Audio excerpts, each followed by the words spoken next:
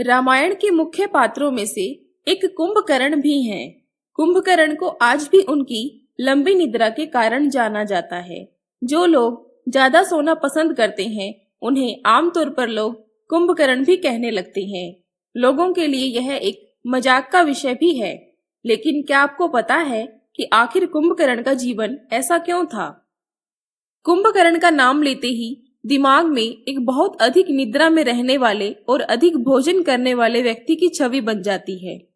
लोगों के लिए हास्यप्रद बनने वाला रामायण का यह पात्र अपने नाम के कारण नहीं बल्कि अपने कर्मों और कठोर तपस्या में मिले वरदान के कारण प्रसिद्ध हुआ था। रामायण के अनुसार कुंभकर्ण रावण का छोटा और विभीषण और शूर्पणखा का बड़ा भाई था। वह ऋषि विश्रवा और राक्षसी कैकसी का पुत्र था। कुंभकर्ण नाम का अर्थ अधिक सोने वाला नहीं होता। असल में इसका अर्थ है कुंभ यानी घड़ा और कर्ण का अर्थ है कान।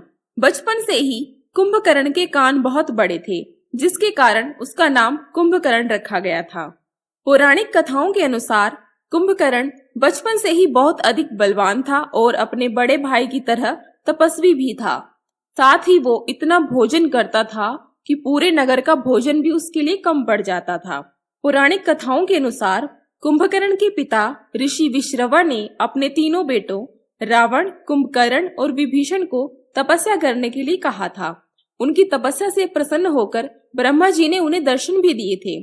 लेकिन देवताओं को ये डर था कि कहीं कुंभकर्ण इंद्र का आसन ना मांग ले, इसलिए उन्होंने माता सरस्वती से प्रार्थना की, कुंभकर्ण ब्रह्मा जी से अगर कोई वरदान मांगे तो आप उसकी जीवा पर विराजमान हो जाएं, ताकि वो इंद्र का आसन ना मांग सके।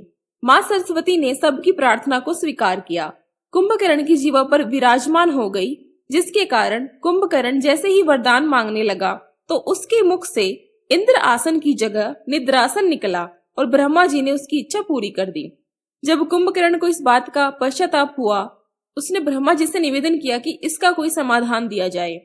तो ब्रह्मा जी ने उसकी नींद की अवधि को घटाकर 6 महीने तक कर दिया। उसके बाद कुंभकर्ण 6 महीने के लिए सोता था और 1 दिन के लिए जागता था।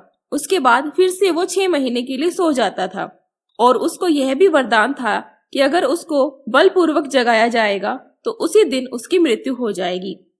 और ब्रह्मा जी का यह वचन सत्य भी साबित हुआ, क्योंकि जब रावण ने कुंभकर्ण को जगाने की कोशिश की थी, जब राम और रावण का युद्ध चल रहा था, तब उसी दिन कुंभकर्ण की मृत्यु हो गई थी।